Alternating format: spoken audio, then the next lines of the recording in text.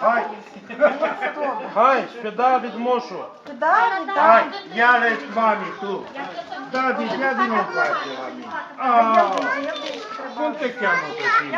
Hai bunelul să facă. Hai bunelul. Cum? Dar nu aud. Mai tare că e.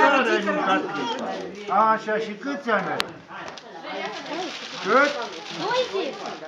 2 ani? Bravo! Dar nu mai ții moșule minte, nu mai ții Și minte. poezie știi? Ia să auzi. Un cântecel, ia să văd. Moș Crăciun, Moș Crăciun, cu barbă albă, a venit de prin noi. și aduce flori, Să aducă darul d'albe la fetițe și băieți. Moș Crăciun, Moș Crăciun, bravo! Și ce cadouri vrei să-ți dai ție, Moș Crăciun? Ce alea? galbene ceva. Galbene? Da, moșul am cadou, uite aici scrie David.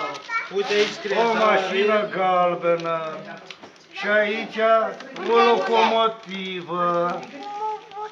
Și uite, mai ia mai aici. Uite și acolo. Spune mulțumesc. Bravo și ție de la moșul. Aici scrie și Bobo. Și unde-i tati? Ia cheamă pe tati încoace să... Da, Tati! ia uite tati. Unde-i tati? Ia uite-l tati. Ia să țină tati cadourile astea, că sunt multe. Și pe Hai să vă asta... ajutăm. Și asta o ții tu, că e mai mică. Ca pentru tine. Bine, la mulți ani! Hai, care mai ești? Amalia, Amalia. Hai, vin la moșu! Și mai vezi Hai. cu Amalia.